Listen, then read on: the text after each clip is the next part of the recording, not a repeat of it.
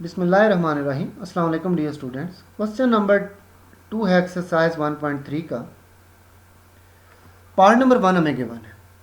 अब थोड़ी देर के लिए इस क्वेश्चन में थोड़ा सा डिफरेंट है प्रीवियस क्वेश्चन के मुकाबले में। यहाँ अगर आप नोट करें, अगर मैं ये लिमिट यहाँ पे डायरेक्ट यूज़ करता हूँ -1 का क्यूब, तो -1 का क्यूब -1 ही आता है, -1 आता है। और यहाँ पे माइनस एक्स की प्लेस पे -1 रखता हूँ, -1 और ये -1 +1 हो जाएंगे। यहाँ आया था -1, यहाँ आया +1, सो यहाँ पे रिजल्ट बनता है 0। नीचे आ जाए -1, एक्स की प्लेस पे -1 यूज़ करिए, -1 +1 अगेन 0, न्यूमिनेटर में भी 0, डिनोमिनेटर में भी 0। तो ऐसा क्वेश्चन अनडिफाइंड फॉर्म में होता है। तो फर्स्ट ऑफ ऑल हम कोशिश करते हैं कि जी हम इसे डिफाइंड फॉर्म में ले जाएं, और ये हो सकता है कि डिफाइन फॉर्म में चला जाए अगर हम इसके अंदर से कुछ फैक्टर्स कैंसिल करवाने में कामयाब हो जाए। इसके न्यूमिनेटर में देखिए, कोई वैल्यू आपको कॉमन दिखाई देती है? जी हाँ, आपको x कॉमन मिलेगा।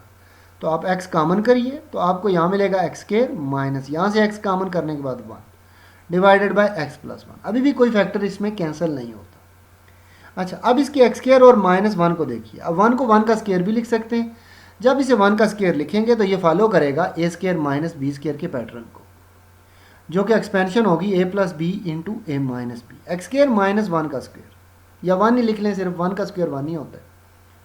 तो अब आप इसे ओपन करेंगे इस पैटर्न के ऊपर, a + b into a minus b।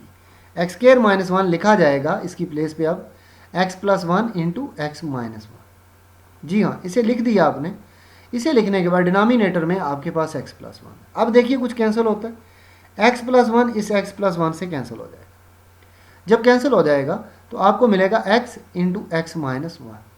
अब ये वैल्यू भी आपकी क्या होगी, कैंसिल होगी। इसे कैंसिल करवाने के बाद ये रिजल्ट आपको मिले।